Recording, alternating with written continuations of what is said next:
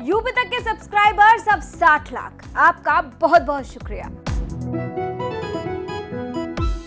UP के 2 उपचुनावों का आज चुनाव प्रचार खत्म हो गया, लेकिन नेताओं की आज जुबानी कैसी रही जानिए। आजम खान ने कैसे केशव मौर्य पर हमला किया और संजय निषाद ने अखिलेश यादव को लेकर चुनाव में क्या कहा, यह सब हम आपको बताएंगे। साथ साथ अग्निवीर की तारीफ अब नेताओं ने भी शुरू कर दी है। क्या कहा है संजय निषाद ने, यह भी जान लीजिए। और तस्वीरों के जरिए हम आपको ये दिखाएंगे कि मुख्यमंत्री योगी आदित्यनाथ ने आज कैसे योगाभ्यास किया। नमस्कार, मैं हूं कुमार अभिषेक, आप देख रहे हैं यूपी तक और हम हाजिर हैं अपना न्यूज शो आज का यूपी लेकर। केंद्रीय मंत्री रामदास अठावले ने एक बड़ा दावा किया है। रामदास अठावले का दावा है कि अब उद्धव सरकार जाने वाली है। यह दावा उन्होंने आज उत्तर प्रदेश के कई अलग अलग शहरों में किया। उन्होंने कानपुर में भी यह कहा कि अब उद्धव सरकार नहीं ठहरने वाली और फडणवीस की सरकार बनने वाली है। फतेहपुर में भी आज थे और वहां भी उन्होंने साफ दावा किया कि 36 एमएलए इस वक्त एकनाथ शिंदे के साथ हैं और जल्द ही महाराष्ट्र में देवेंद्र फडणवीस मुख्यमंत्री बन जाएंगे। हालांकि उन्होंने यह भी दावा किया कि बीजेपी किसी सरकार को नहीं गिरा रही, बल्कि शिवसेना के लोग इसलिए नाराज हैं क्योंकि बीजेपी के साथ चुनाव लड़े थे और उनके साथ अब एनसीपी और कांग्रेस है और वो अब कांग्रेस और ऐसे दलों के साथ नहीं रहना चाहते। कुल मिलाकर आज अठावले के इस बयान से साफ दिखाई देता है जो उन्होंने उत्तर प्रदेश में दिया कि अब महाराष्ट्र की सरकार कभी भी जा सकती है। सुनिए क्या कह रहे हैं रामदास अठावले। महाराष्ट्र की जो महाविकास आघाड़ी की सरकार है उनका जाने का वक्त आ गया है। अभी कुछ टाइम ही बाकी है क्योंकि शिवसेना के लीडर एकनाथ शिंदे जी इन्होंने बंद कर दिया है। उनके साथ कम से कम 35-36 एमएलए ऐसी खबर है और लगातार 2.5 साल से शिवसेना के जो एमएलए थे काफी नाराज थे कि उनकी माननीय उद्धव ठाकरे जी ने संजय राउत जी के कहने पर कांग्रेस और एनसीपी के साथ अलायंस करने का निर्णय लिया और मैंडेट था बीजेपी और शिवसेना ने एक साथ लाकर सरकार को बनाने का। क्योंकि 2019 का लोकसभा का चुनाव एक साथ लड़े थे, बाद में विधानसभा का चुनाव भी एक साथ लड़े और 103 सीटें बीजेपी की, 2 सीटें आरपीआई की और शिवसेना की 56 सीटें। इसी तरह का मैंडेट क्लियर मेजॉरिटी का था, लेकिन माननीय उद्धव ठाकरे जी ने 2.5 साल का मुख्यमंत्री पद को मांगकर बहुत बड़ी गलती की और शिवसेना के लोग ऐसा ही चाहते थे कि भाई बीजेपी के साथ अलायंस होना चाहिए, लेकिन ऐसा हुआ नहीं। इसीलिए शिवसेना के बहुत सारे जो एमएलए हैं उन्होंने शिवसेना के निर्णय के खिलाफ निर्णय ले लिया है और अभी बहुत ही कुछ दिनों में वहाँ देवेंद्र फडणवीस जी की सरकार बनेगी। उत्तर प्रदेश में दोनों जगहों पर होने वाले उपचुनाव का चुनाव प्रचार आज खत्म हो गया, लेकिन चुनाव प्रचार खत्म होते होते नेताओं के तेवर और नेताओं की जुबान भी फिसलते चले गए।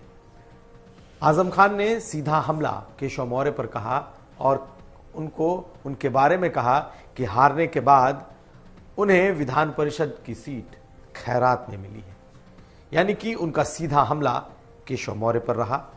उधर उनके औरंगजेब वाले बयान पर संजय निषाद ने आजम खान पर निशाना साधा और ऐसा वैसा नहीं, जमकर निशाना साधा। पहले सुनिए आजम खान ने केशव मौर्य के बारे में क्या कहा और संजय निषाद ने आजम खान के बारे में क्या कहा। वो कल एक बेवकूफ आया था जो विधानसभा में जमानत खो बैठा, अपनी विधान परिषद का खैरात और भीख में मेंबर बनाकर उसे डिप्टी चीफ मिनिस्टर बनाया है। वो अपने भी भगवान की तौहीन करके गया है। उसने कहा कि राम राज रहेगा, अब्दुल्ला राज नहीं रहेगा। अरे कौन कहता है अब्दुल्ला राज आए? अब्दुल्ला को तो जिल्लत और ख्वारी के सिवा कुछ नहीं मिलेगा, तबाही और बर्बादी के सिवा कुछ नहीं मिलेगा। उसे जेल मिलेगी, लेकिन कंस के घर के सिंधी पैदा होंगे। देखिए, उनके पास कुछ और है नहीं। उनके अंदर जो रहता है, जो भारत माँ को डाइन कहता है, जो आज के वंदे मातरम का विरोध करते हों और भारत में रहकर इस्लाम की बात करते हों कि इस्लामिक देश हो जाए, तो ऐसे में सारी जनता निश्चित रूप से जान रही है। वो अपने वोट को, अपनी सुरक्षा अपने के लिए वो जो भी कर ले। अगर वो गलत नहीं होते तो जेल क्यों जाते? आखिर इतना लंबा समय क्यों लगता? कानून को साथ खिलवाड़ करने के लिए थोड़ी भारत बना हुआ है। चाहे आप हिंदू हो चाहे मुसलमान हो, तो ऐसा थोड़ी है कि मुसलमान के अब नेता हैं कानून का खिलवाड़ करेंगे। अग्निपथ योजना पर उपजा गुस्सा शायद धीरे धीरे कम हो रहा है और यही वजह है कि अब नेता भी धीरे धीरे इसके समर्थन में आने लगे हैं।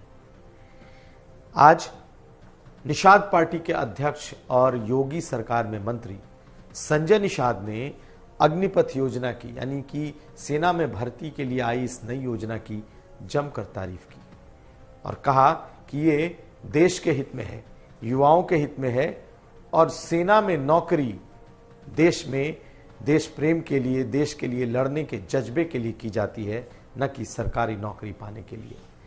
सुनिए क्या कह रहे हैं संजय निषाद। मैं तो नौजवानों से अपील करूंगा कि जिस तरीके से देश की जनता ने माननीय मोदी जी पर विश्वास किया और दोबारा प्रधानमंत्री बनाया, और प्रधानमंत्री मोदी जी एक ऐसे व्यक्ति जो 24 घंटे देश के और समाज के हितों की रक्षा के लिए 24 घंटे काम करते हैं और अंत्योदय अंतिम व्यक्ति के जीवन में उदय चाहते हैं।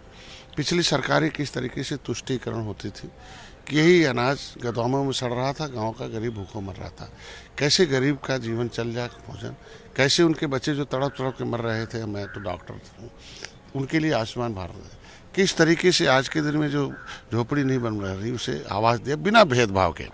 आज के सच्चर कमेटी की रिपोर्ट कहती है कि वही मुसलमानों में गरीब बहुत ज़्यादा हैं, तो इसका मतलब उसका फ़ायदा, तीनों योजनाओं का लाभ तो मुसलमान आदमी उठा रहे हैं बिना भेदभाव के। अगर सबको मिल रहा है तो ऐसे में माननीय मोदी जी जो सोचते हैं वो बेहतर होता।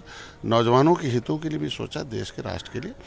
आज दुनिया में इजराइल को उदाहरण ले लीजिए, वहाँ एक बच्चों को पहला जब होता तो बच्चों को कहते हैं भाई ये राष्ट्र के नाम समर्पित है।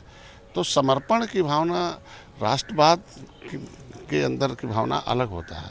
अगर उसे हम तनख्वाह से, उसे हम पैसे से, टाइम से समझते हैं, अवसर सबको होना चाहिए ना। हम कहते हैं 4 साल बाद है तो दूसरे भी आएंगे 4 साल बाद, तीसरे भी आएंगे 4 साल बाद। तो हमें राष्ट्र की सेवा के लिए, राष्ट्र की भक्ति के लिए, राष्ट्र के समर्पण के लिए ढेर सारे लोगों को अवसर मिलेगा। आज योग दिवस है और देश और दुनिया में सभी लोगों ने योग किया। बड़े नेताओं, बड़े फिल्म स्टारों, पब्लिक लाइफ में मौजूद लोगों ने आज एक बार फिर सार्वजनिक तौर पर योग करते हुए देखा। आज मुख्यमंत्री योगी आदित्यनाथ ने भी अपने योग को दिखाया। हम आपको मुख्यमंत्री योगी आदित्यनाथ के आज की योगाभ्यास के साथ की तस्वीरों के साथ छोड़े जाते हैं और आप देखिए कि किस तरीके का योग दिवस के दिन आज मुख्यमंत्री ने योगाभ्यास किया। तो ये था आज का यूपी। हम फिर हाजिर होंगे, तब तक आप देखते रहिए यूपी तक।